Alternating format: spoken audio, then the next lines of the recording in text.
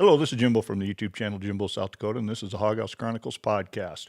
And today I have Ed Smithback sitting next to me. We worked together for years at the South Dakota Air Guard, and we're going to find out how it came to him for him to be in the military, how he grew up and things, and we're going to go from there. So, Ed, thanks for coming. We've been going to schedule this for a little while. You're traveling south shortly. Yes, sir. Yep. I'm proud to be here. Glad to be here. You're a good friend, Jim, and I appreciate the opportunity to, share some story with you and a little bit of my history too and stuff. That's awesome. Yeah, love thanks it. for coming. Thanks for coming. I love appreciate the invite. Even better than we know already and stuff. Yeah, So there'll be some new information here, I'm sure. Yeah, it might surprise a few people. Yeah. So where'd you grow up, and how'd you get interested in the military? Well, I was born in Sioux Falls, but was in Sioux Falls a very short time, and then we moved to Brandon, and I graduated high school in Brandon, South Dakota, which surprised a lot of people then too. That I graduated. You graduated? Yeah, that I actually graduated. Yeah, after my freshman year, I was a big gearhead, so I went to work and I went to school, but I worked every day after school. I kind of gave up on the sports after my sophomore year. Kind of pulled an attitude a little bit, and said, "Yeah, I'm not going to be no star. I'm going to go to work and then put my money into my cars and my family and friends, and stuff like that." Well, Brandon was a big school. Yeah, we were. Now it's unbelievable, but back in the day, we I think we had 77 people in our graduating class, something like that, which seemed like a ton compared to the schools around us, other than Sioux Falls. Right. But yeah, a great town to grow up in. The police knew me by name for two reasons. One, because I had a car that got me in trouble, and just because I was outgoing. Sure. I'd go up and talk to them, and they're just sitting there doing their thing, and I'd knock on their window and, "Hey, what's going on?" Did you know the South Dakota Air Guard existed when you were growing? Well, when you were growing up in Beersford, did you know? No, in Brandon. Yeah, no, did not know anything about the Air National Guard, nothing.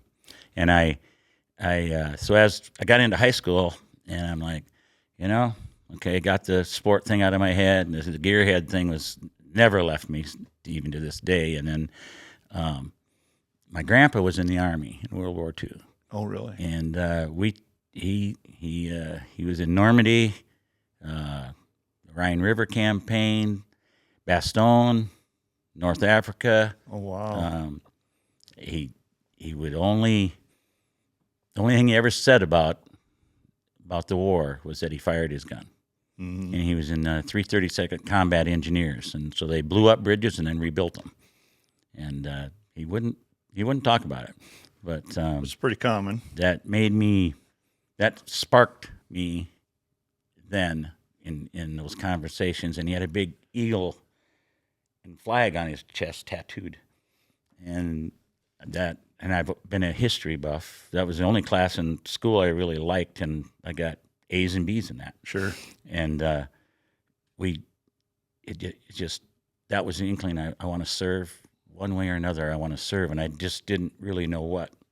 And then by the time my senior year come around, I'd been working at Sambo's restaurants all through high school, and decided I should join the Marines. Why the Marines? I have no idea. They had really cool dress uniforms, I thought. So I talked to the Marine recruiter, and we were about ready to sign. And then I was a DJ going around to high schools while I was in high school, playing some music. Oh, really? Didn't know that. Yeah, a lot of people didn't know that. Even the people I graduated with didn't realize I was doing that when I was still in school. And then a buddy of mine, Jeff Williams, he and I did it together. And I first got out of school, I kept doing that. Went to work for a couple different places, just kind of. Then I met my wife at a disconnection in Sioux Falls, it was called. And I was working at the disco next to that place called Frisco's, spinning records there, and I met her, and that was a kind of a cool story in a way. Then the Marines left my head completely. Like, well, I can't do that. But serving didn't leave my head, but right. The Marines did it. I met her and said, she's the one. That's it. Yep. And so shorten up that little piece a little bit. But 6 months go by, we decided to get married, and then I'm working for Johnson Appliance, fixing appliances, and it's like, man, this is a road to no place. And then I started thinking about the service again real hard, and I'm like, man, I really want to join the service, and went to work for Good Samaritan Society as a maintenance guy, and then Rogers Plumbing and Heating, and learned air conditioning and heating and plumbing, and all of a sudden I'm 21 years old, and I have 2 kids and a wife and no career, jobs, and went to the Air Force, tried to get in the Air Force. They said, no, you have 2 kids. No, we don't want you. What? Yeah, isn't that something? And that would have been in 1983. They did not want me because I had kids. With dependents. No, we won't take you. Huh, because I was only a couple years after that. I was 22 when I went to MEPS, started physical. Wow, I'd never heard any kind of limitation based on that. I was really kind of blown away, but then the recruiter, he must have noticed, like, I'm kind of an emotional guy. Everybody that knows me probably knows I think with my heart a lot, and I'm like, oh man, now what? And he goes, hey, Smithback, come here. He goes, there's a place out here called the Air National Guard. You ever heard of them? I go, no, never heard of the Air National Guard. He goes, well, they got. Don't tell anybody I told you this, but they got like the best full-time gig in the service there is. Right. He says, if you can get in the Air Guard and you can get hired on there full-time, that'd be the best career you ever had. And right on, man. And that is how I heard about the Air Guard. So I went out to the base, and I had done my testing and all that stuff, and Dan Jennings and Toby Fladmark. Yeah. And Toby was the gentleman that enlisted me, and away I went. Never ever heard of anything like that with the dependent. Yeah. I was like, it's crazy. How can that be? Wow. Right? I mean, if you're flat-footed, you wouldn't get in the Guard either. So right. Yeah, and I'm thinking, how in the excuse. world am I going to get in the Guard? And what the heck?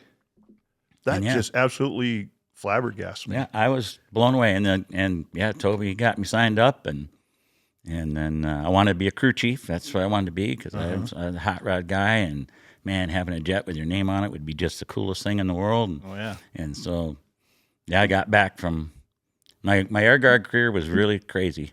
When I got back from basic training, tech school, and at that time they do 4 to 6 months of on-the-job training instead of doing a HOTS training.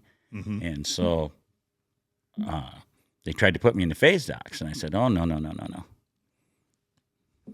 I'm a crew chief. I was going to ask you about the phase docs thing, because it's a lot of hands-on right there. Yeah, the same. Yeah, but I wanted that crew chief glory thing, Sure. So I had to fight them a little bit, but they,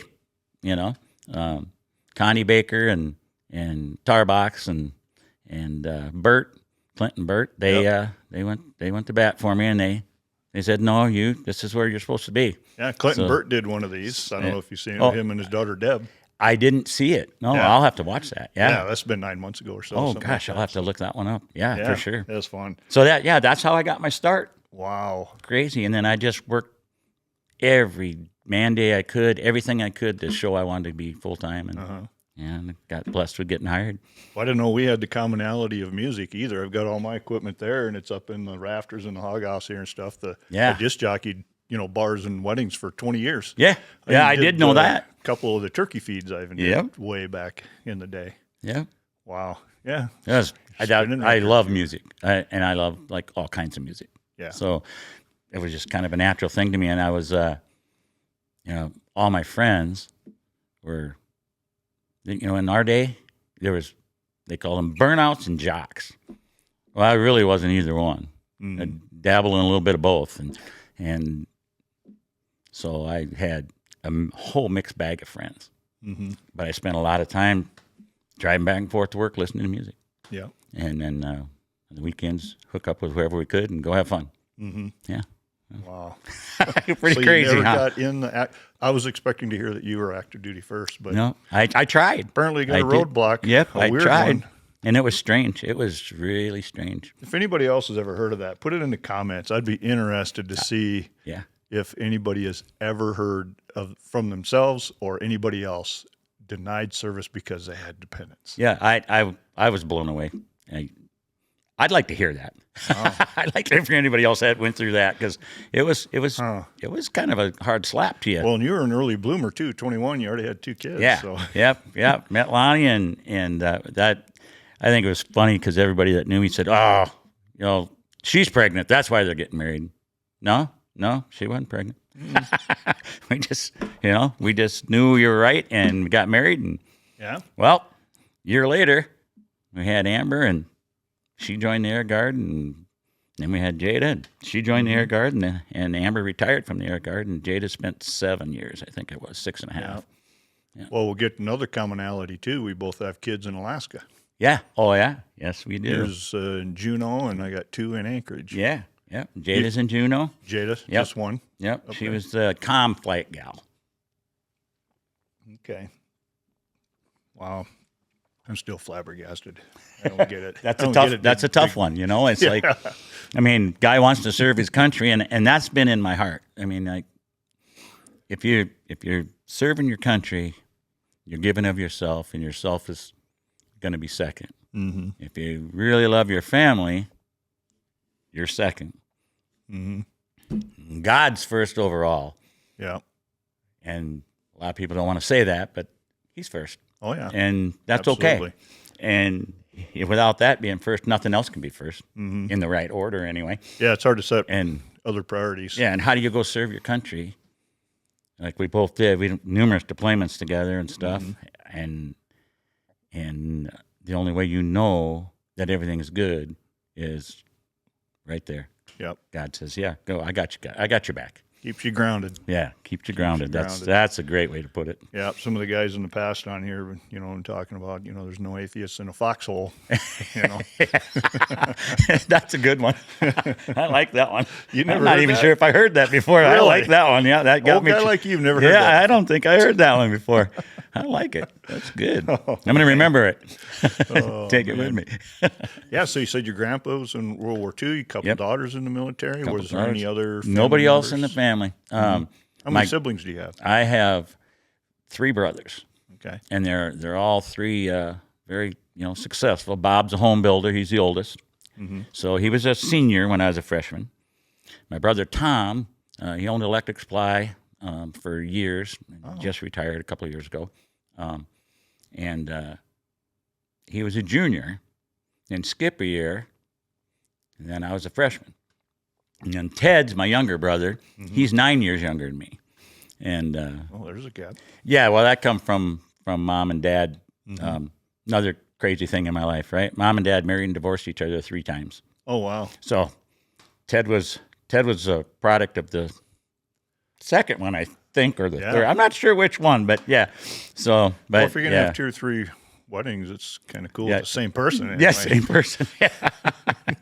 I chuckle at it because they loved each other. They just couldn't stand each other for some reason. I don't know how that all works out, but they both were great parents in their right for sure. Yeah. Yeah. So how did your family handle it when you went off to basic? How long was your tech school at that time? At that time, the tech school was 8.5 weeks, I believe it was. We did, basic was 6 back then. Yeah. And then you went straight to basic. And what was really interesting about basic training was I was one of the older guys. I was 21 years old. Right. And all these guys, I think this is a story I like to tell because there's all these guys from the East Coast and all these guys from the West Coast, and not as many of us Midwesterners in my flight. Well, no common sense of any kind. Most of them are 18, maybe 19, no common sense. So trying to get them all to, you get 6 pair of underwear that you don't need. You only need like 4 because that's how many you got to have in your drawer. So you figure out that there's always a clean one on and a dirty one in the bag, and you just kind of, Do your rotation. do your keep the rest rotation folded stuff, up just right. and you're not going to fool anybody. That's what they want to see, right? Well, I just never ceases to amaze me the stuff that people would try to do. And don't do that, you guys. we're going to all pay for that. And so I had just a guy from Georgia. His name was McKenzie, was his last name. And he's like 5'2". And he's always in trouble. And Sergeant Anderson was a African-American guy, and he had just the deepest, crispest, meanest voice, and he just looked mean. Mm-hmm. And McKenzie is from Georgia, and he, I think this is funny, but he joined. He told me I kind of adopted him because he could shine boots, so we had him shine everybody's boots, and we made his bed for him. We folded his clothes, but he shined everybody's boots. But he told me he joined the Air Force to get away from colored people. Really? And I said, really?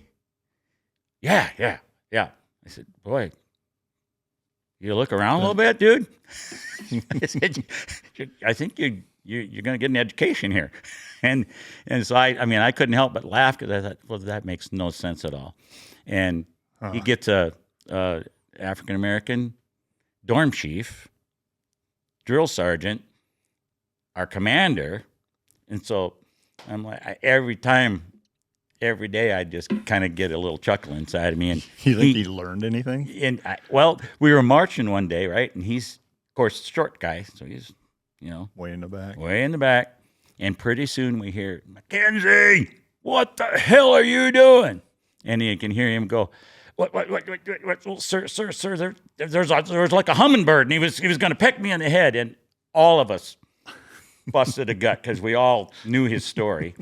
And yep, so guess what we're doing? We're running laps. But I just think that story is so funny because but when he did get out of basic, and when he left, he was like, yeah, you know what, Ed, everybody is the same. I said, yeah, you get it now? Yeah. We're all the same. Yeah, they break you down to bring you back up and make you realize you're supposed to be one team. Yep. And so it's a funny way to get there with a guy that had an attitude that didn't need to have one, but he just did. So at least he did learn something. But he learned. So, yeah, the training worked. But, yeah, I just, Wow. I've had some weird things in my career, but I thought that, that with having trouble getting in, I'm like, oh, my God. And then I go off to tech school in Shepherd, which, Shepherd, there is nothing there. No. Nothing in Shepherd. Northern Texas. Oh, my God, that's a boring town. And I get there. My wife's mom lived in Wichita Falls. So I thought, you know what? I'm 21. I'm going to go see the commander. So I went, asked for time with my commander, and I said, hey, ma'am, I said, I'm Air National Guard, and, I'm here for tech school, and my mother-in-law lives in town here, and my wife and kids are here. You think I could live off base? And she goes, Smithback, are you out of your mind? I go, well, I'm from the Midwest, ma'am. We just taught, if you ask, you never know. She goes, well, if you can keep your nose clean for a couple of weeks, come back and see me. Mm-hmm. She goes, but, I'll know what you've been doing for 2 weeks. Okay. So I volunteered to, I do the dorm guard stuff and help clean and all that. And, yep, 2 weeks later, she let me live off base with my wife and kids that are at my mother-in-law's house. So I have to get up earlier than everybody else, and she lived pretty close to the base. So that was not expected at all. Yeah, not common either. And then on the weekends, I'd have to come back and do whatever duties we had to do, I had to do. Right. But I had the first 2 weeks, was all that initial, you're here, it's an extension of basic training, all that stuff. Mm-hmm. So it might have been 3.5 weeks before I got off. But that was so I go from you can't get into this over here where I got to that was a blessing, I think. Yeah, so you got to have a little over half your tech school time off base then. Yeah, that's pretty cool. Man. Yeah, I like crazy career that way. All sorts of stuff in my career like that. Yeah, so you're 21, couple kids, went through basic, worked at a lot of places, Motorhead, Yeah. got to live off base during tech school. That's a good one, isn't it? then you headed back to the SDANG, South Dakota Back Air to National SDANG. Guard. Yeah. Yeah. We had, had four different uniforms. Could have had five. I didn't get this last one. They changed to that, whatever they call that thing they're wearing now. Yeah, I didn't have it either. I was like one of the last guys in the BDUs. I'm like, or there's ABUs. I could have got that uniform, but it's like 6 months to go. Mm-hmm. I don't need to do that. Did you save like one of all your uniforms? I have one of every uniform. See, I never did any of that. And I come out of base. People go to basic and come out with 2 stripes. I'm like, what the hell is all that? And old Airman Slick Sleeve. I got mosquito. You were a slick sleeve. Yeah, I was a slick sleeve. I got True mosquito E1. wings. Like I think I got my mosquito wings in tech school because I think it's 6 months that you had to have before you could put them on. Right. So it was like during tech school, I had to get those mosquito wings sewed on. Oh, okay. See, I had a 2-year degree in electronics before I went in because, like I said, I was 22. Yeah. And freshly married, no kids. But so I come out with 2 stripes because of that. So Yeah. I mean, I learned about that, right when I went in. But Yeah, when I graduated high school, that's what I did, and so I started at the bottom, worked hard. I mean, wanted to be full time, and I made sure everybody knew I wanted to be full time. Mm-hmm. And then when Leroy Tarebox called me one day when I was a maintenance supervisor out at the nursing home, he said, "Ready to come to work?" "Yes, sir." I said, "I'm ready to come to work." This one will really blow you away, I think. So at that time, I made $12 and some odd cents an hour maintenance supervisor at the nursing home in 86, I guess it would have been, something like that. And he goes, "Well, we want you, but we got one caveat." And I said, what is that? And he says, "Well, you're going to have to start as a WG5. I said, "What?" It was advertised as a 10-12, right? Right. So, and I'd applied like 8 times before that and didn't get hired, right? And then so Leroy goes, "Well, yeah, WG5. I go, "Okay, well, whatever. I'll take the job." Well, that was $9.01 an hour. So I got 2 kids. I take a $3 an hour pay cut, go to work at SDANG. I wanted the Air Force career. That's what I wanted. Mm-hmm. And so as far as I know, to this day, I am the only full-time hired crew chief ever in the Air National Guard to be hired as a WG5 Step 1. I believe it. And I was just blown away, right? So then got to work a year to get an 8. So I had to go 5, 8, 10, 12. Mm-hmm. And by the time the 12 job come out again, by the time I got to the 12th step, so the next job that got advertised as a 10/12, I had to reapply for the job I already had to get the 12. Mm-hmm. And that's one of the things that triggered me down the Union Road. Mm-hmm. Was like, okay, this is really jacked up. So we got to do something to help the future people not have to go through that to get a job that they need to get credit for the time they served working on aircraft in training to account for the service the experience that the civil service wanted you to have. Mm-hmm. So we did a lot of fighting for that, and as far as I know, to this day, I'm the only guy that ever had to go through that. Yeah, and for the people that don't know, that's federal employee type stuff. We still wore the uniform during the week, but we were actually federal employees during the week, so that hence the WG ratings and WSs and GSs and stuff. Federal dual status military technician. Yep, and the reason for the union. And the reason for the union. When you talk military, you don't usually think union, but that's why. It's because we were federal employees during the week. Most of us. Yep, most of us were at that time for sure. Mm-hmm. Yeah, so that was another one of them weird things in my career that but when you want something and you're willing to sacrifice to get it, it does make you a better person. Right. You know, nobody gave me anything, so Yeah. I had to earn it and work for it. And, Well, when I had my 2-year degree in electronics, I was finally working in Sioux Falls and had one of my high school buddies was in Sioux Falls also. And both of us agreed with what we had behind us. We couldn't make enough money to leave Sioux Falls if we wanted to. So we both signed up, got in the Air Guard or in the Air Force Yep. at that time and stuff. But yeah, so when I got full time in the Air Guard, mine was actually a $4 an hour raise because For you, I yeah. hadn't done so well up till then, not as well as you had. So yeah, it's crazy, but you know, it's like that I wanted to surf and I wanted to work on airplanes, and you know, I got my chance. So tried to make the best of it as I could, and met some great people. Got to work with a lot of really good people. What model aircraft was it when you came in? So we had the A7s when I first started. Yep, and we had them for 14 years, something like that, 15 years, something like that. Up till I don't remember when we started, but we switched to the 16 and 91, I think. I had 3 different A7s, and it's kind of you always want your takeoffs and landings to equal each other. That's a big deal.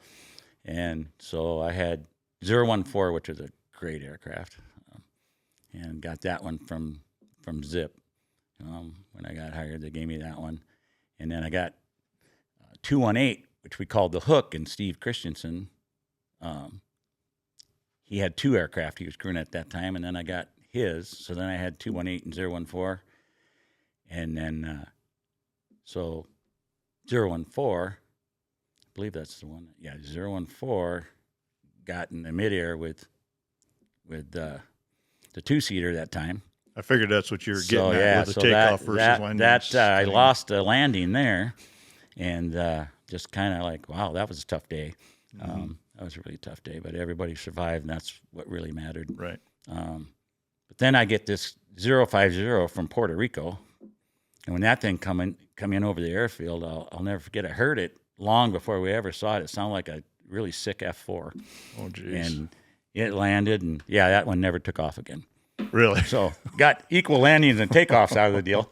Yeah, they put a bunch of money in it and phase, and then the phase guys found a crack in the wing root area somewhere, and that one's on a pedestal somewhere here in South Dakota, though. Good thing they found that. Yeah.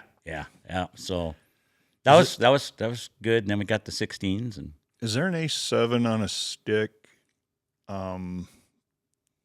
heading west from here before you get to Rapid, like near Wasta or somewhere? Seems like I believe there's a museum somewhere. Yeah, there's one like to the north of the interstate, if I remember correctly. Yeah. And I want to say that's Larry Heck's old one. And then there's one that went to the museum, I believe, in Rapid. And then the one that went to T. Yeah. And I think it was 050 that went to T, but I'm not 100% sure about that. Right. But yeah, we the A7 was a good airplane. Active duty had to give it to us so we could make it work. But, you know. well, I went and saw the world, so I got stationed at Omaha.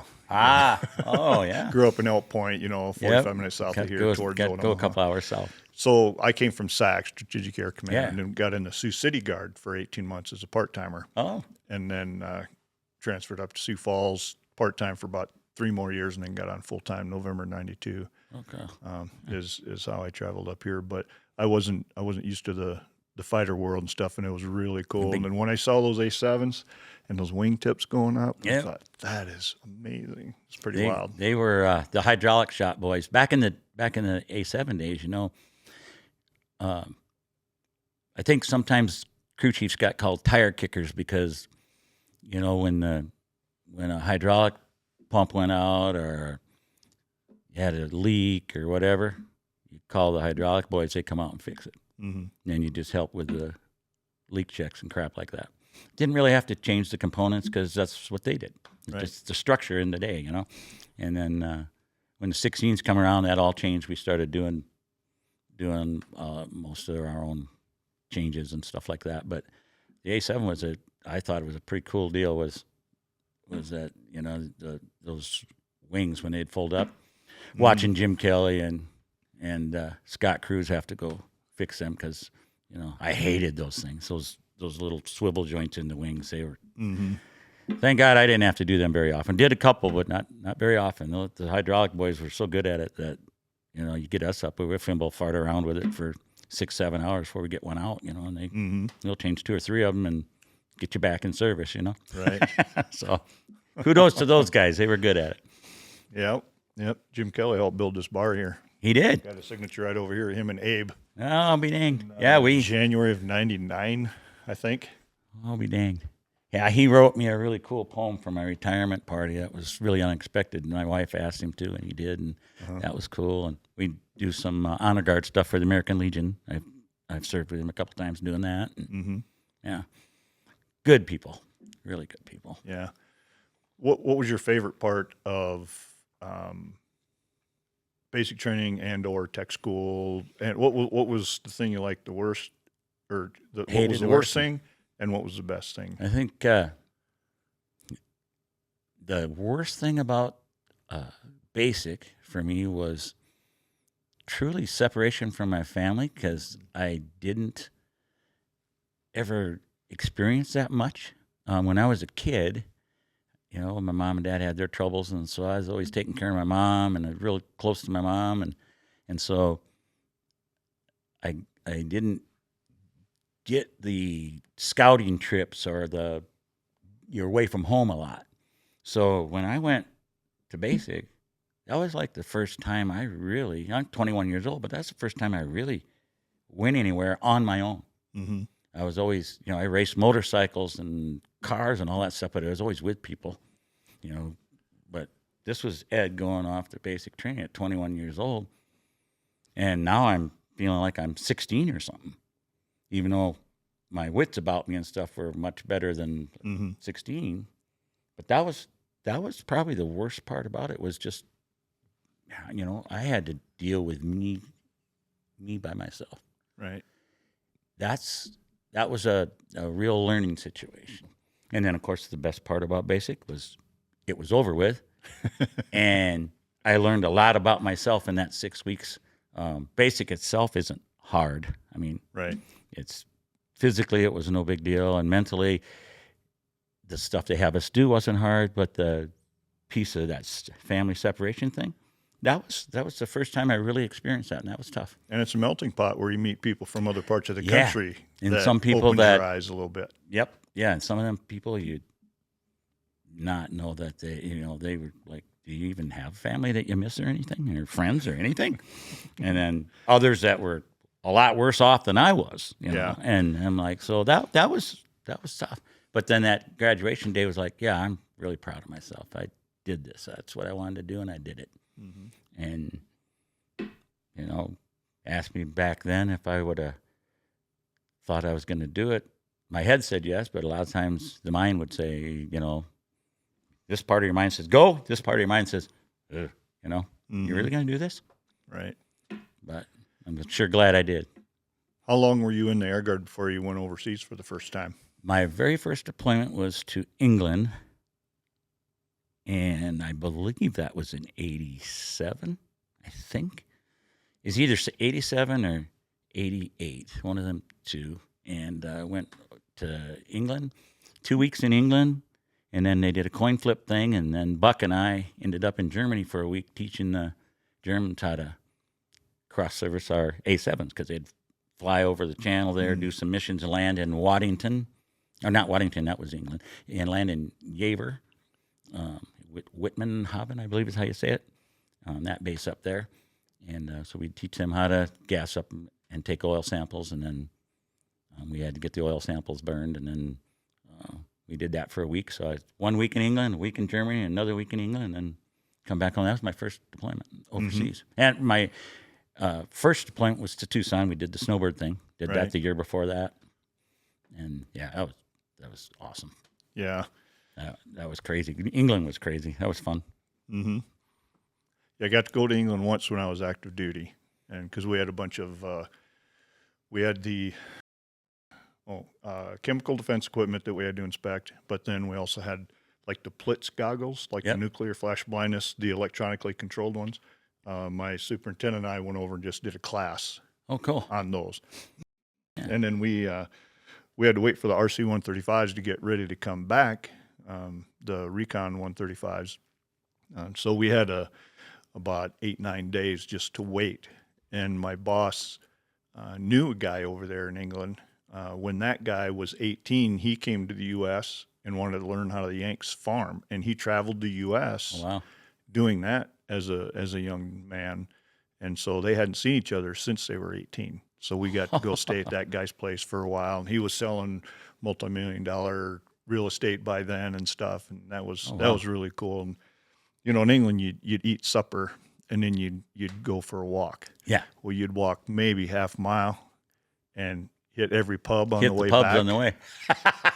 They were close together, and I was a young pup, and I could barely get back into the house once we got there. That's another thing with my career too. Is like when I joined the Guard. So like I was singing when I was young, I partied pretty hard and stuff, but when I turned 21 and I joined, my wife and I both quit drinking. Said, no, if I'm going to be in the service and I have to be separated from you and stuff, I'm not drinking. And so if I can't drink, I really prefer you to drink. She had no problem with that. And so for the first 14 years of my career, all the deployments and stuff, I never drank a drop at all. So I was either a designated driver or something like that for the guys. I'd take people and drop them off and pick them up and stuff, but I didn't drink a drop. I remember you said that during the Tom Erickson Memorial down here in Beersford. You had mentioned that, and I was standing back just watching you guys talk to her, and you and Mort, I think, were talking to Tom's wife, and I hadn't heard that before either. Yeah, yep. I always said I drank enough between 9 years old and 20 to last me a lifetime, but now, you know, after 14 years, it was our anniversary, and we decided, I said, you know, I would really like to have a beer, I think. And so she had a glass of wine, I had a beer, and yeah. And now it's not a problem. I can have one or maybe 10. Depends on what we're doing. But it's not like it was when I was a kid, right? You know. And you live in a camper now. And I live in a camper now, yeah. Full-time RVing. Wow. It's excellent. Well, you stay busy helping people build decks and build that some kind decks, of stuff that I've seen. You have a YouTube channel. And I have a YouTube channel. Touch on that. So we call it Ed Antics because most all you that know me, I'm kind of a screwball and do weird stuff and say stupid stuff. But wife and I were talking, how are we going to let the kids know what we're up to and things like that without talking on the phone all the time? Right. You know, because now all the kids are grown and you got 10 grandkids, and what's a good way for them to see what a couple of people in their 60s do? Hey, I'm going to do a YouTube channel. So no fancy training. I mean, I can mix records and stuff, but I bought a GoPro and just started taking down some of the things we've done, and I think I got 72 videos out there now, and everything from a couple fix-it videos to how to fix this on your RV with full-time, don't do this, don't do that. I bet you those are popular. And those have done pretty good. And then a couple car shows, because I'm still a big car buff, and one of the most popular ones is a VFW car show in Kerrville, and I have no idea why, because I don't think it's a very good video, really. I mean, as far as I didn't do a lot of editing. I just kind of walked around, and there were some cool cars, but for some reason that one's got a bunch of videos. You call it editing? Yeah, editing. Yeah. Oh boy, be careful how you type it into. Careful how you type it into YouTube too, because if you just type ED in a space or something, you're going to get all sorts of stuff that ain't got nothing to do with anything. I bet. But yeah, so that's how that got started, and I want to take that channel this year now, and we're going to stay in Texas all winter this year. Oh, are you? I was going to stay in the hill country this year. We went east a couple years, or 1 year, and west a couple years, and the hill country is really pretty. And with all the weird weather the last couple years, we're going to let's stay in Texas this year. I don't blame you. And so I'm going to try to do a few more of the maintenance type video on that RV and what it's like to live in an RV full time. I can tell you it's that tiny living. I mean, I love your place here. This is awesome. If I wasn't to do it again in the country, this is what I'd do with our old barn and stuff. This is great. But I don't have a debt in the world. Mm-hmm. I pay my sales tax and I pay my highway taxes and all that, but I don't have any real estate taxes or anything like that. I'm sure we will again once we figure out we're not going to be cold. We know that, but we really like Yankton. So I envision us having the toy hauler in Yankton, and then maybe a tiny home somewhere in Texas or something like that, and buy a piece of property. And Texas is a lot like South Dakota. Yeah, north of San Antonio in the hill country there. I don't know how massive it is. It's I'm just pretty. familiar with just that part. And you've been to Lukenbach? Yep. Oh, yeah. Your sign over there. We go there, every couple of weeks. There's always somebody singing. Yeah. And, the atmosphere is awesome. You can get a bottle of beer or soda or whatever you want, cheap, and just hang out. And we ride our Can-Am Spider all over the place. And I like Texas a lot. That part of Texas is great. I don't want to be down by the border. I don't like that. That too windy by the Gulf. But that hill country area, it'll get in the 30s overnight. Yeah. And it'll be 60 to 70 during the day most of the time. That's fine. I like sweatshirts and all that. I don't want to be cold and I don't want to be hot. Yeah. But I want to be able to ride off-road stuff and our Can-Am and all that. So, yeah. Retirement is really good. Yeah. I was going to ask you what you're hauling. You mentioned Can-Am. Yeah, I got a Can-Am Spider. When Lonnie decided that she didn't feel stable enough with the motorcycle riding her own anymore. Right. Because we both had our Harleys, and so we actually sold my Harley first, and then kept hers, and then I'd ride hers, and then decided for sure she didn't want to ride anymore. I said, well, then I tried one of those trikes. They suck. They're like a pogo. I mean, they don't lean. They're stiff. I don't like them at all. Yeah, I don't know. I didn't. I've owned a few bikes in the past, not a ton of them, but I just didn't see where a trike would feel safe. No, I've heard one guy was hydroplaning with the bigger back tires, and they're real rigid. They don't really lean or nothing. Them Can-Am Spiders, we got a RT Limited, it's called, and it's 1383 motor, and it's a manual transmission. And I wanted to keep a manual, but they float. Three-wheel independent suspension, and it's fast, and Lonnie can drive it.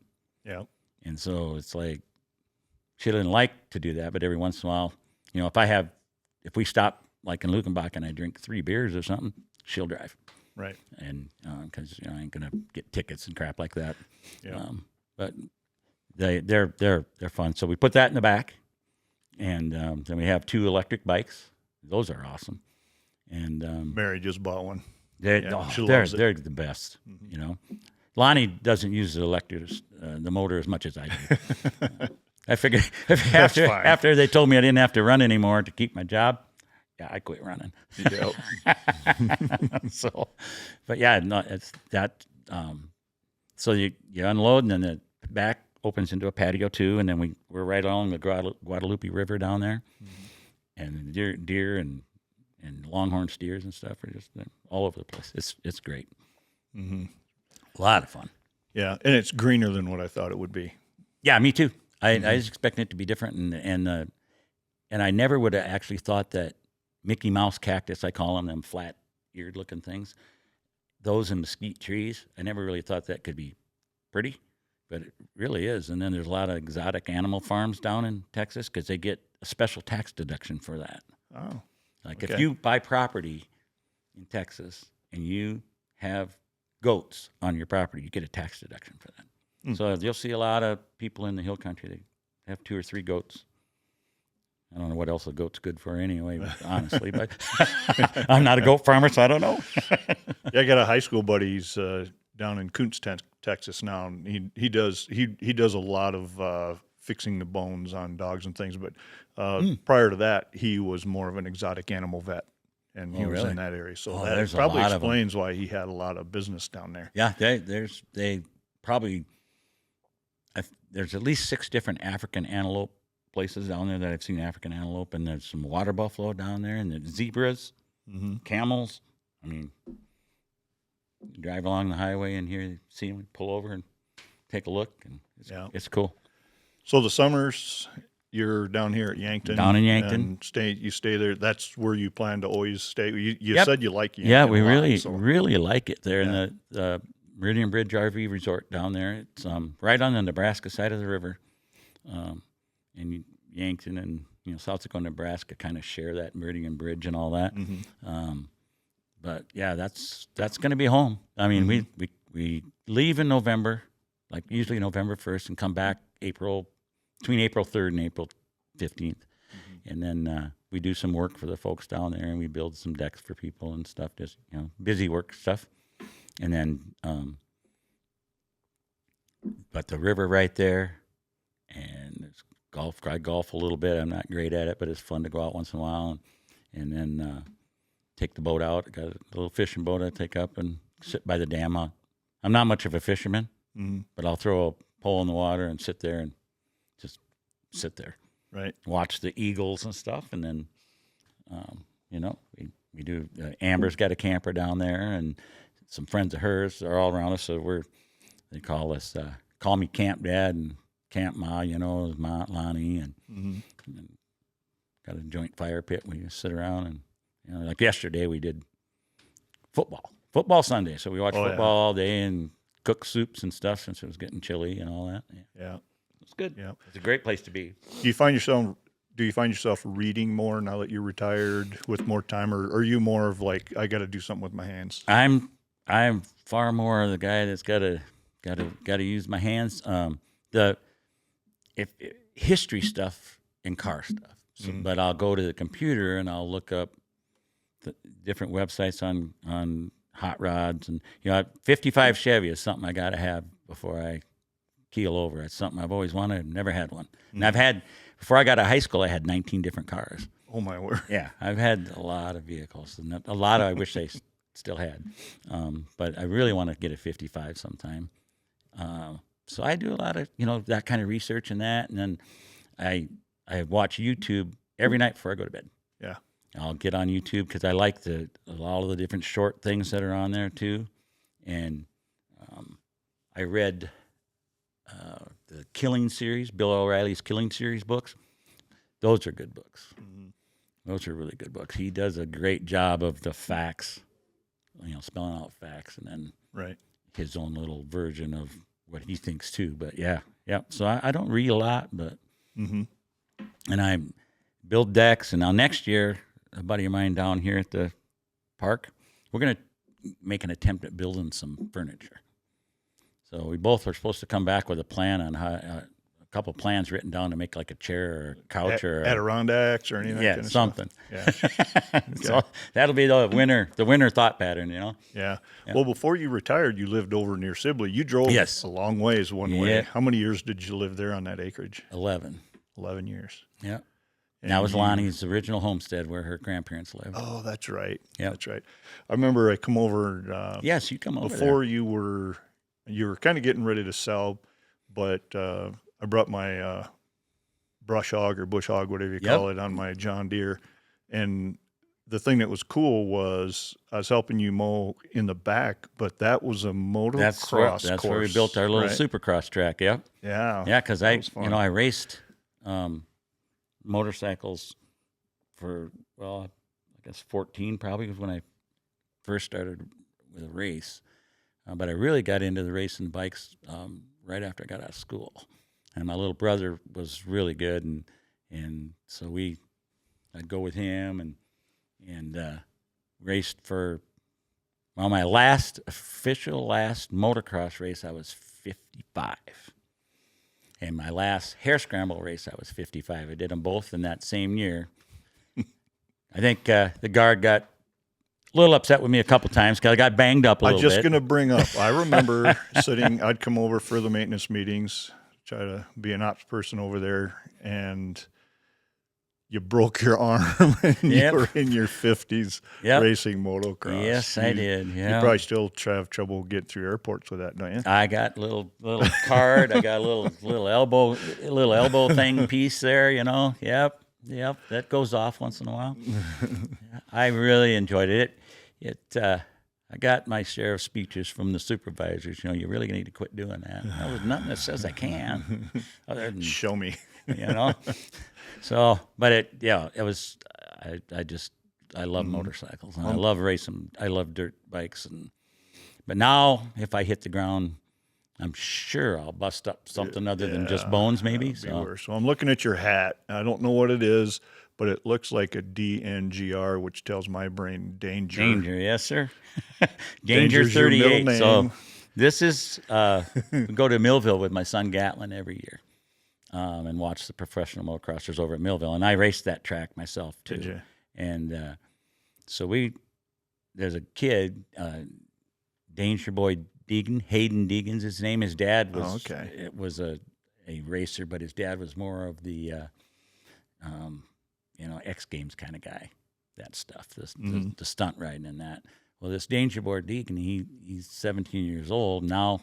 He did turn 18 now, but he's unbelievably fast, and he just reminds me of the kid that I wanted to be when I was 16 and wanted to ride like that. Yeah. And because he's just fast and he doesn't get hurt.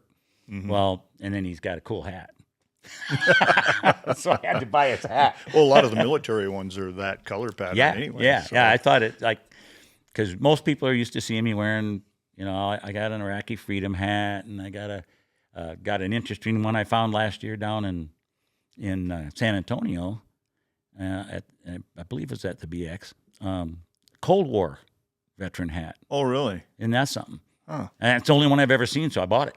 Yeah. Because there's a large group of people that served during the Cold War, and then we all got a certificate thing sent to us and all that, Mm-hmm. And so I bought that hat too, and then and I got a retired senior master sergeant hat, and I wear most of the time I'm wearing some sort of a military hat, and then my cowboy hat's got Iraqi Freedom on it and Air Force veteran on it. And, right. That's my PBR hat. Yeah. So. Yeah, I was the opposite of you when I was younger. I had a 175 Yamaha Enduro 2-stroke. Yeah. And it had 6 gears instead of 5. Normally they had 5. But first gear was so low, you could climb a tree with that thing. Had a knobby tire in the back. Yeah. But I was the dude that I grew up in Oak Point. There's 2 rivers come together down there in Missouri and the Sioux. Friends had land on the Sioux, and there's a big dike that went along that for flood control. So I would go down there riding almost as slow as I could, not as fast as I could. Just cruise through all that, maybe get up to 3rd gear or something like that and cruising through. But I was very paranoid of getting hurt. I'm not a risk taker at all, kind of thing. But I liked having that bike. But it was more of a nature observation ride than that's really good. I got a 650 dual sport, KLR 650 dual sport. I ride quite a bit now, and that thing you can go 70 on the highway, or you can drop down in the ditch and ride the ditch. You can hill climb with it. That's a great bike. It's heavy. Yeah. So you don't want to be a guy that don't know how to ride a motorcycle and get on it and do it, because it's got a ton of torque. And the wing commander's got one too, Colonel Escom. Yeah, he's got one. Him and I've rode together a few times and stuff since I retired. Yeah, he and his wife and J-Dub stopped out here about a month ago, and I fed them on a Saturday. They're good people. Driving through, good people. You bet. Yeah, the last bike I sold, it was before the KLRs, I believe. It was just a KL 600. Yep. On 84, something like that. Yep. I wanted to find something. I went away from. I had a couple street bikes, but I went off of that. I wanted an enduro back, but I wasn't going to spend a ton of money. Yeah. But I didn't want anything near as big as a 600, and it was a little high for my short legs. But I wanted more of like a 250 to 400. But at the time, you just really couldn't find an affordable bike. There were more of the racer bikes and stuff. Well, you got that horsepower that's totally different. And I like the horsepower I ride because I get to control it and get on horses. They got me under their total control. I'm positive of that. So my brother's got horses, and we did the stockyards ride in Fort Worth that you can get on a horse, right, and ride the Chisholm Trail. And all really? That. And I did do a YouTube video on that, and what's really funny about that is I'm like, okay, a little nervous about getting on this horse because I haven't ridden a lot of horses, and then when I was a kid, I got bucked off one at my uncle's house, and that horse, I mean, that I think it was like soap on wheels or something because they just followed each other, you know. Like I would have had to do something really wrong to make that horse do something other than follow the one right in front of it. Right. But it was really enjoyable. I mean, I really did enjoy that. I just haven't. My brother's got a horse he bought from Tim McNabb over in Wyoming, and he's the guy that trains Army guys to ride horses. Mm-hmm. And so he bought a couple horses from that guy, and those horses are crazy cool. Yeah. I look at it, I don't think I want to get on a horse that's that smart. I probably won't be able to stay on him if I would get rid of me. You remember years ago the fighter pilot Doug Smith? Yes. Yeah. He came out. We have a wild game feed out here almost every year, and a bunch of people came out earlier that day, and he and I were riding, and he just like, I don't want to go this fast ever again on something that has a brain. And he's like pointing at the head right there, because we were running. You usually don't run back to where they belong, but we made him go straight, and his wanted to turn in, but we made him go straight because I was on the inside and stuff. And boy, Doug didn't care for that. I deal. bet that would have got my attention. I know that, man. He's motorcycles, throttles, brakes, the whole bit. But you give me the motor and then control, I'm all right. But boy, when something else can think better than me about what they're doing and how they want to control it, they're not always thinking better than the rider. That's right. Sure. Yeah, they just probably want to get rid of me. They can feel your nerves and stuff. You know. Yeah. And go, oh, this guy, he doesn't have control of me. I got control of him. Yeah. And mine are old, and we'll go over to Newton Hills. And usually, if they get ornery at all, it's when you've done one ride through, and you're going to go out again. Then the one will test you a little bit more, but it's all slow motion. You know, they'll just see if you're going to react. You know, pre-steer, kind of anticipate them wanting to turn around on you. Yeah, I got you. Or if they turn and you can't turn them back, make them keep turning until they're facing the way you want them to go again. You know, and stuff. Just little things. But my horses are old. Like I told you, we're actually putting one down here. Yeah, that'd be hard. Within a week. He's 28 years old, been born on the place. Him and his little brother, that shooter, his little brother's Joe. Joe's 24. But his knees are still good. Shooter's knees are shot, so we're gonna have to put him down. We retired him 2 years ago, but those are the only two horses I ever trained, and man, it's an end of an era around here. That's gonna be hard. I bored one for a friend of mine, so we'll continue to have two rideable horses here. I'll own one, and Rex will own one, so that'll work out okay. And then I just take care of them, and then I can ride them anytime I want. So that's good. That's good. You gotta keep your, retirement. There's a lot of great things about serving that long in one unit like that. There's a lot of things that aren't so great either. But when you retire, if you've given everything that you feel like you've given everything that you could to your country and your unit, and then all of a sudden one day, I was fortunate to go to work for my brother as an electrician when I got out of the Guard, and then, I didn't get paid for about a year because there's another weird thing that happened to me. But HR mistake, and big thanks HR to mistake, you pushing it, and my situation got fixed. Pushed it really hard. 30 other folks. If I wouldn't have filed that grievance, nobody would have got a thing. And we wouldn't have known any different. And I'm glad I took the chance. And on my retirement day, I was on the phone with OPM, the Guard Bureau, our group out, HR out west, and you won your grievance, yeah. Now what? Well, here we go. Gotta fix it. Yeah.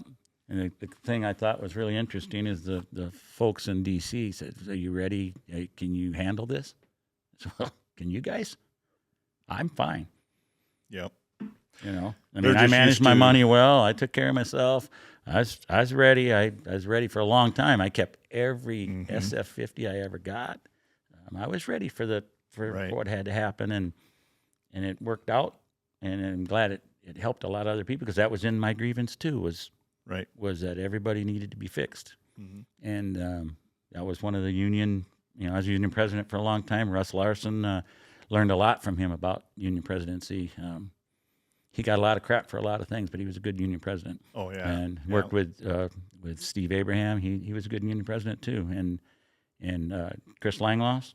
Chris and I Yep. went to D.C. a couple times together, and you know, a lot of stuff goes on behind the scenes there that people look at. You know, they get to go on another joyride to D.C. and blah blah blah. You know, and that's not. That's just people You talking. you just let that run off your shoulders, because you're out there for them. Mm-hmm. You're out there for them, and you're truly there for labor. But if it helps labor, it'll help management. Yeah. So, Mm-hmm. and that's what, you know, for the most part, South Dakota leadership understood that, and we had a lot of good Yeah. good results from Labor Management Partnership Council and stuff. Just going to mention that we'd meet twice a year in Chamberlain, Yep. and a little bit of everybody's there. And Yeah. it worked Yep, out pretty it well. Worked out really good. You know, you don't always get a forum like that in the military to try to fix things. You very seldom ever It's like, get an organization like that in the it's, military. yeah, to- it's really like, yeah, I want to be part of that. Mhm. I want to be part of trying to make things better. You know, when I got too old to crew airplanes, I thought, Mm-hmm. and you always think in your career, right, that you want to get as high as you can. That's the nature of the military, and if not, they're going to get rid of you, or you're going to become useless. So you always want to achieve. And I got to the point in my crewing career, it's 25 years of crewing, and I'm like, well, this guy got hired, that guy got hired. My window for being a flight chief is over. So I need to make a choice. And I'd always been involved in the OREs and stuff. So I want to get in QA. Mm-hmm. So I did my campaigning for QA, and Chief Foken hired me in QA, and him and Wayne Shanks, Colonel Shanks, good man, real good man, and they gave me a shot at QA, and that went well, and I made senior in QA, and then the IG thing came up, and like, oh, I want that, I want to try that, and so I got to go up there, and I always thought, as being an inspector, the idea was to, and you and I worked together a bunch, that, you know, we all know if we're doing it wrong. I mean, we all know. There ain't nobody in the service that's working on something that, you know, this black and white thing, the book, as they call it, right? I wasn't that kind of an inspector. I didn't do it like that. Years of experience, and the book makes you what you are. It's a guide.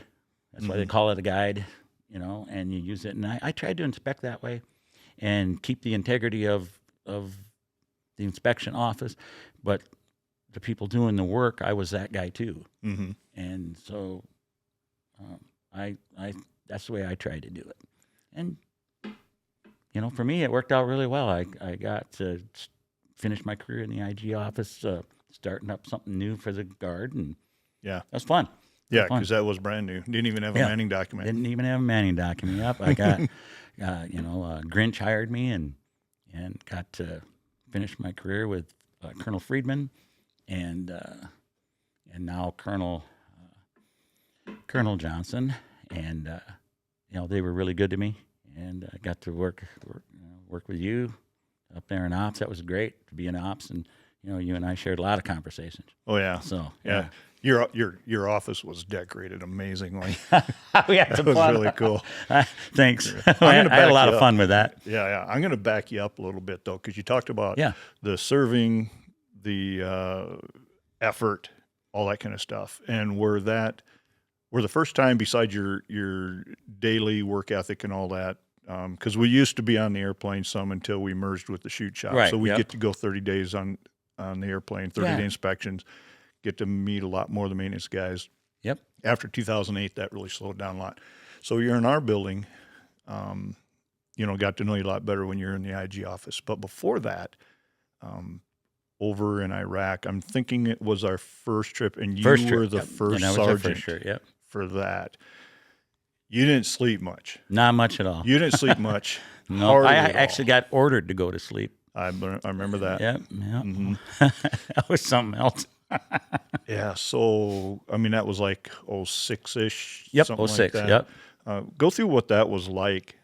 Explain what the first sergeant does, and you had a young gal as your right hand person. I Yep, don't remember who that was. Jackie Sly. Yes. She was kind of my right hand gal. She did all the administrative stuff, and you know, when we first got there, well, you guys were supposed to have a shirt and you didn't. So the first thing I did was latch a hold of the fighter group, the squadron, and then I ended up becoming your guys' shirt, and got a hold of Jammer and said, "Hey, man, I got you," because you guys didn't have rooms or nothing. So we had to get crew rest, and worked with our weapons guys and said, "Hey, you know, can you guys stay in Hotel California for a little while and give up your beds and your bunks for our pilots, so because they got to start flying and they need crew rest and they're not going to get it in this thing." And so that was a lot of stress.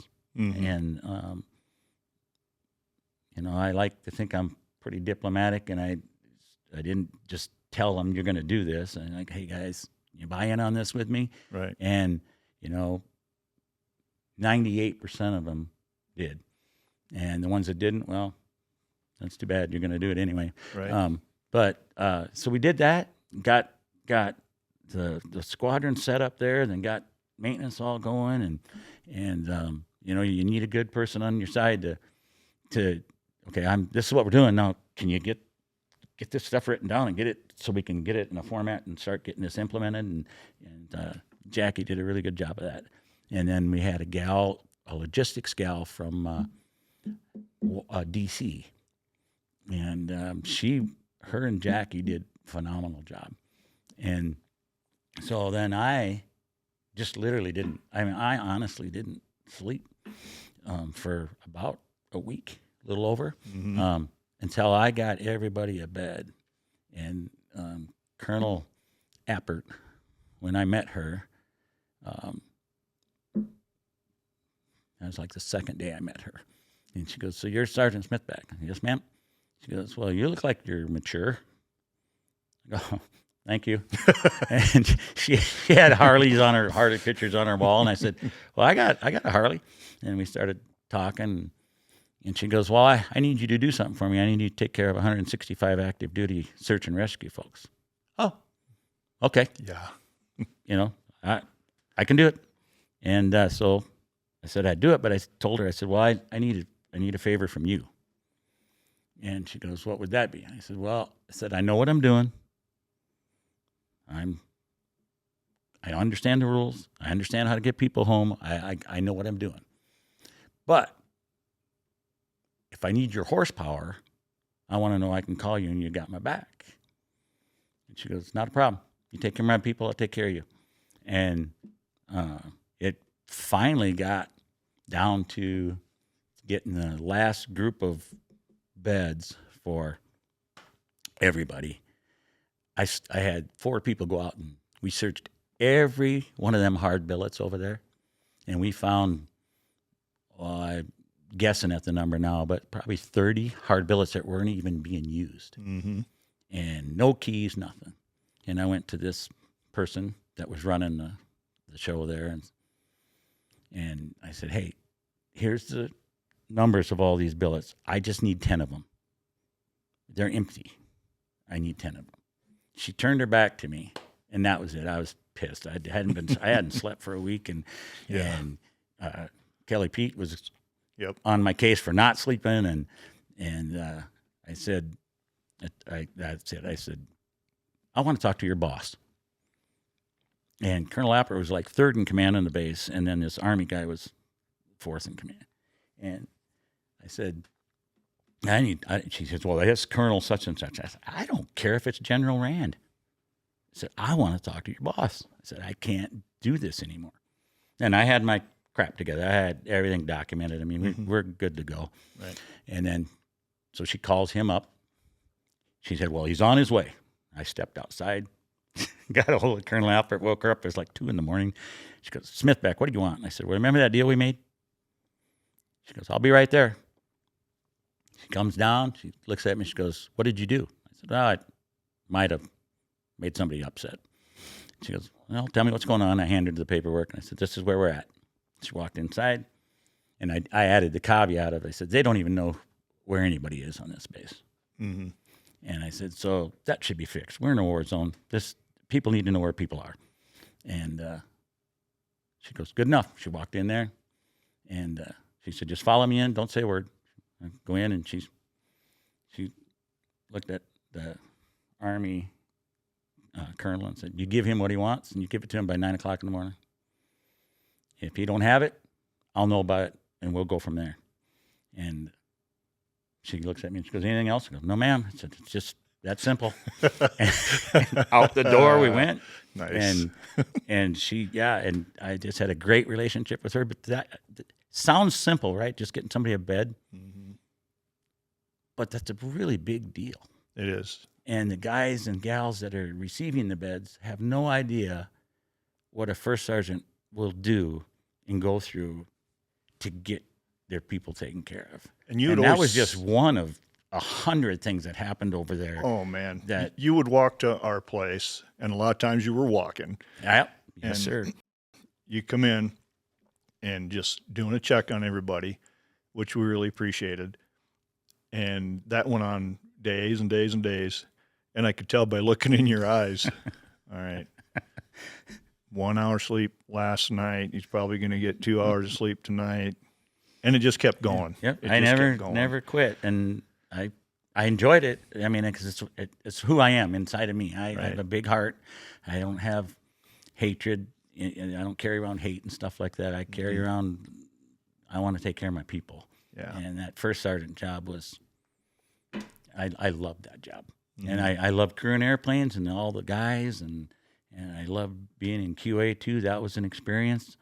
But the first sergeant duties as a whole, getting that 6 years of that was pretty cool. Getting the opportunity to serve as a shirt on the weekend for drill and crew airplanes during the week. The beauty of dual status technician, right? I mean, what a beautiful thing. And the support of the leadership in the flight line to let me have my weekends and let somebody else train my guardsmen. Mm-hmm. That was, I got a lot of good things happen. And I believe a lot of that is just because I think people saw the good in me, what I wanted to do to help people. Mm-hmm. So, selfless service, that's what I saw.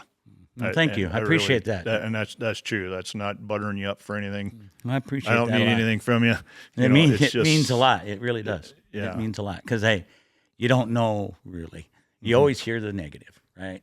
Always hear the negative, I mean, gosh, I got to be on the snow removal team for 8 to 10 years. Scott Axtell and I, great friend of mine, Scott Axtell. Him and I, we did union things together. We snow removal together, QA together. He was a load crew with the big dogs, as we called them back in the day, and crewing jets. When I was crewing jets, the big dogs would come and load, doing the old combat training, integrated combat turns, And I mean, gosh, what an experience. I heard Scott's name today. You did? Yeah, we just bought a Prius from his neighbor named Troy. Oh, in the same from Franklin or whatever, or just from his neighbor, from his neighborhood, okay, over in Brandon and stuff, So, yeah, that was wild. It's a small world. My wife was out driving the car; it's her deal, and just talking and just commonality. People, it's a small world. We go have breakfast once in a while. Scott and I do. He's a good man. Mm-hmm. Yep. Yeah. I regret nothing in my service time.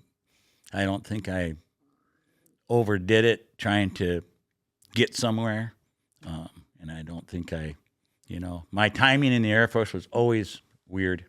The WG5 thing, that was weird. The having to have a degree to make chief, I was on that bubble thing. So 3 of my interviews for chief were Do you have a degree? No. You're going to get one? Probably not, no. Do I need to have one? Well, the chiefs that were interviewing me probably didn't have one. But that was just the time. Yeah, it's right? the way it was going. Same with officers and master's degrees. Right. No bitterness, no anger, Yeah. none of that. That's just what it was.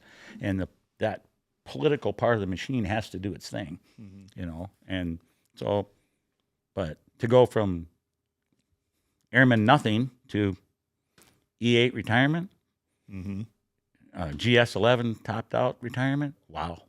Yeah. Yeah. And living in a tiny home and loving every minute. Yeah, and if you do your 401k, the thrift savings plan, you know. I haven't you do touched that, right? Yeah, you can be sitting. You can like slide into retirement and not really even notice much difference in monetarily. Yep. The best advice I could give anybody now is max your TSP, militarily and on the civil service side, if you happen to be civil service. If you can be civil service, be it, because it's fabulous retirement. But the dual status technician, which they're trying to get rid of. Right. I have not touched my thrift savings since I retired, and I've been retired. It'll be 6 years this year now. Yeah. Don't need it. They just send you money. You retire and they send you money. You go out and do fun things like this and see friends and they send you money. Chief Washington said, "Yeah, I'm getting paid this many dollars an hour to wake up in the morning." Yeah. It's pretty sweet. Yeah. It is but a good earned. deal. You earned it. It is earned. Exactly.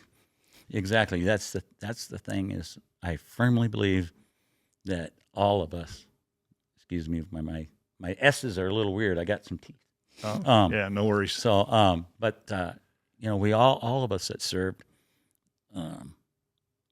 we earned it. You know, the air does things different in the war than the Army does, than the Marines do, than the Navy does. But one without the other is nothing. You know, we are one machine that has to work together in every job, from the guy that pulls the trigger, that pushes the button, to the first shirt, to the administrative person back home. Every service person has the same burden of providing freedom. Not everybody has to pull the trigger, but they're pulling the trigger by the separation from their families too. Yeah, you have. You know, you go overseas 30 guys pulling the trigger and 1,400 supporting that. Yeah, easily. Yep, and everyone has to. You know, when the Air Force goes up and we drop bombs, we drop 3,000 pounds worth of bombs. That jet comes back empty. A lot of people probably died. Yeah. And, you know, the pilot has to deal with he pushed the button. The loader has to deal with he loaded the bombs. The crew chief has to deal with he launched the jet. The medics have to deal with they got healthy people over there to do the job. Life support has to make sure the jet's ready if something happens bad. We all feel the burden of, but by the end of the day, what happened, none of them people would have been injured if any of us would have not done our job. And, you know, there's a lot of talk of PTSD and stuff like that.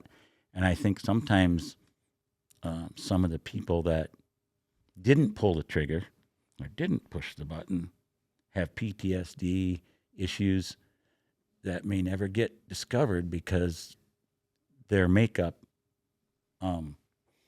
inside of them, the type of person they are, knowing that folks died because of their contribution to what they did for a living. Some people probably can't deal with that. Right. And so there's probably some people being missed out there that need help. That's why the veterans organizations that we all support are really important. Right. That whole scenario that you just talked about came to light for me the biggest during the BRAC after the base realignment and closure. We lost a lot of F-16 units. A lot of them went to drones. How much crap did you hear about guys, you know, talking about the pilots that fly the drones, you know, Right. game players, this and that? Those are the people that would probably have to kill somebody during the day, leave at 5 o'clock, Go home and go watch their kid play softball. Yep. Can't talk about it to anybody. Yep. And they're right with their family at night. Yep. And oh, by the way, 6 o'clock in the morning, they're back doing the same dang Right. thing. That is hard. Yep. We'd go watch intel briefings. You Yep. know, you and I'd Some people couldn't watch them. There's a lot of people didn't get to watch intel briefings. Yep. And we'd go sit there and watch this happen and go, oh, boy, a whole bunch of people died right there. And literally watch it. You learn the definition of the word squirters, which we won't go into. Right. But Yes. a lot of people weren't meant to see that. Right. Yep. And, that's a lot. That's a lot. And people don't understand that. And I think that all of us servicemen need, and men and women need to understand that there's folks out there that are probably getting missed. All the tunnels of towers, wounded warriors, all of them are very, very important. But there's people that are getting missed out there that need help. I think that there's people trying. I think the VA has done a lot better job over the past few years of trying to find those people that haven't been able to deal with some of that. Especially when you see on the TV all the crap in the Middle East right now with kids and stuff. It's the way they live over there, and it's yuck, but it is. Yeah, there's a few of the guys I've interviewed here, one including my uncle that did 2 tours in Vietnam, and there's him and others where they talked about the hardest and the worst thing is the civilians over there don't ask for it. There's a difference between the civilian populace and the government in every country, but the kids in the middle when they're being surrounded by battle on their homeland, it's the worst. What I think one of the things Americans don't, the average American, right? The average American doesn't serve his country. No. In the armed forces, right? They serve their country by being entrepreneurs, by working in the grocery store, being a bartender. Whatever they do, they're good at it because they want to do it for the most part. So that's cool. That's America. That's capitalism. That's what it should be. But I think also when they may lose sight of is that we haven't had a war on our own land for how long? What happens when it comes here? Because it's coming. In my mind, there's no doubt it's going to start coming, and it'll be that ugly stuff. It's going to come electronically first. Yep. And are they ready for that? Are they prepared for that? I think Americans are kind of asleep that way. In World War II, they were asleep until Pearl Harbor. Right. Well, now I think we might even be more asleep because we're world connected and everybody loves everybody, which is just not true. Yeah. We're world connected, but not everybody loves everybody. Not true. So absolutely. That's a tough one. Really a tough one. Yeah. Were there any other stories you wanted to let me think talk here? about? Or? I think that one thing that triggers me with work, and then one thing for retirement. But the one thing with the job of serving the country and being in the Air Guard, the story of the Air Guard, from my view, is we were the very best at what any fighter squadron could be because the people that were there did not get moved around. That was their home base. They got to stay put. Yep. They got good at what they were doing. Sometimes so good at doing what they were doing, they get themselves in trouble. But that's why you have layers and layers of supervision and QA and all that stuff. Sure. But we were the very, very best at it. And people were there 35 years, 36 years. Some, Bruce McDowell, 40 years. Yeah. Yourself and I, 70 some years together? Yeah. 35 and whatever 35 together. and 35. So what's that? 70 years, right? Holy moly. We got good at what we were doing and good at what we were doing with other people that were good at what they were doing. The active duty doesn't have that, and the Guard's getting pushed that direction. Yeah. Where, the AGR world is going to drive people out, not keep them in. Yeah. And It's a temporary keeping and getting them in, but it might not be a lasting thing. I think that's the one takeaway from our generation to the generation that's coming. I think they're going to lose out on some of the very good benefits we got of all that time. And retirement. So for retirement, this right here is a blessing of military retirement and that long career. Yep. And live in the best country in the world. Best people I've ever met are in this country. And I got a couple of friends that I met overseas. But we are so spoiled. By our retirement, if you work hard and you want to serve your country and work hard, your country will provide you a good retirement. Mm-hmm. And so I think those are the overall things that I take in. But man, if you're ever in Yankton, you're ever in Kerrville, Texas area, I have a room in the back. Yep, there you go. Yep, the toy hauler. We've had some high school buddies, family come down, see us for a week, and stay in the back of our toy hauler, and we show them around the hill country of Texas. And yep. I'm not sure what month it'll be, but we're going to hit Texas again sometime here, probably in the next 18 months. And cool. Not sure what season it'll be, but probably got about 3 or so of these to film in Texas down there. Yeah. Oh, awesome! Yeah, I got some friends down there. Well, I want to hunt a pig. I want to go on a boar hunt. So if you want to come down, we should go on a boar hunt. Yeah. And film us a YouTube thing about a boar hunt. That'd be fun and crap. You're going to be using the rifle that you built right here in the hog house. I definitely could. Back. I definitely could. Yeah. Yeah. That's an amazing gun right there. we had an event here in the hog house, one of many, like I've talked about through the years. We each person built their own AR. Yep. And that day, we had some guys start early. We had 1 or 2 come a little later. We built 19 weapons. 19 that day. Yep.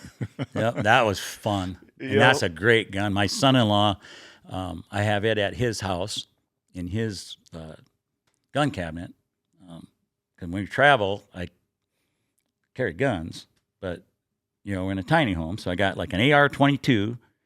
That's the old gopher rifle, and then I got 2 9mm. My wife's got a 380, and then I got a Bernie self-defense pepper tear gas gun. That is cool. Mm-hmm. That thing is cool, and it's legal in all 50 states, and you can open carry it, and it won't kill anybody. But boy, it'll make their eyes water. Get them away from you, or give you a chance to get away. Yeah, it gives you a chance to get away. So, yeah. Yeah, there's one thing I was going to say, and one piece of advice from me that I've mentioned to some of us older sets is we have this more than a tendency to complain about the way things were and the way they are now and the way they're going. Right. Yeah. But the thing I say to some, whoever I feel more safe saying it to, but I'll take chances. Yeah. I'm not afraid of it so right. much.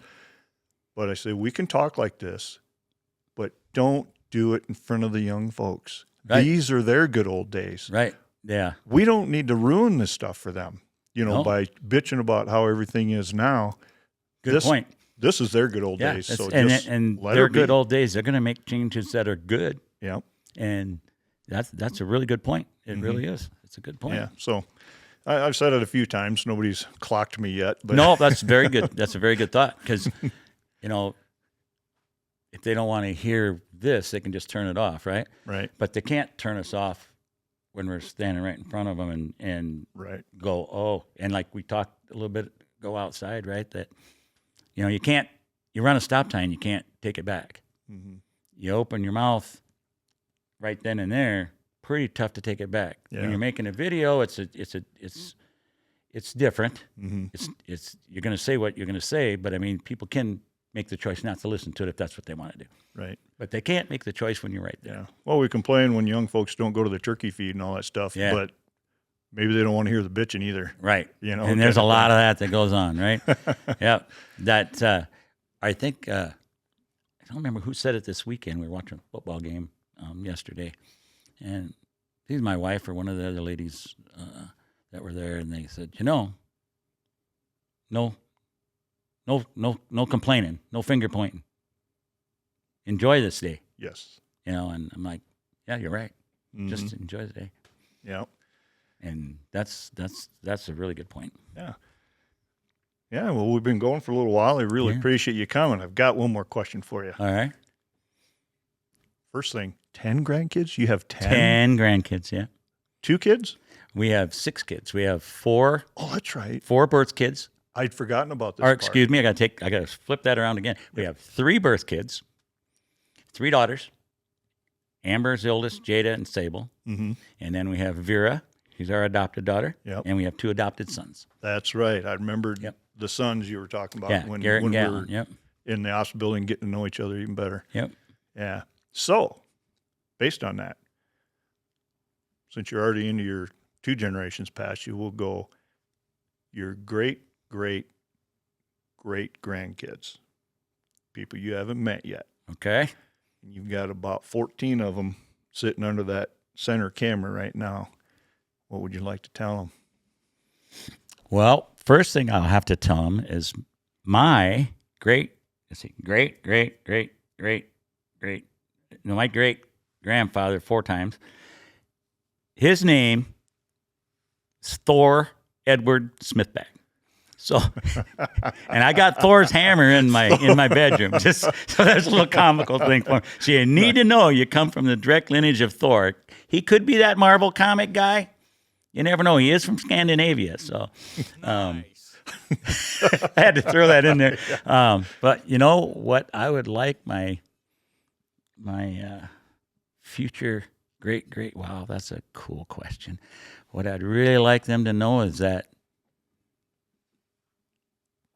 I love my country.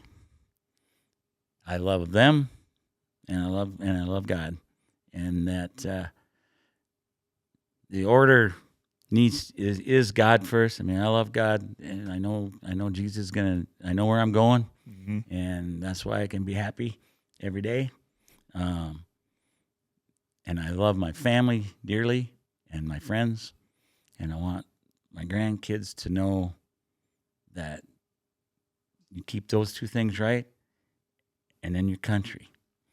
And your country is the best there ever is and ever will be. But we're young, so young, and we got to learn from not only our past, but the world's past, right? I want them to know that and cherish every minute of life because it's good. Yeah. Excellent. That's a great way to end it, Ed. No, thank you. That's really the way I feel. I'm a blessed man. I live blessed to be a blessing is the way I try to live. So, Excellent. thanks. Thanks for stopping in, man. Oh yeah, thank you, buddy. I appreciate the invite very much. You bet. All right. Thanks for watching, everybody.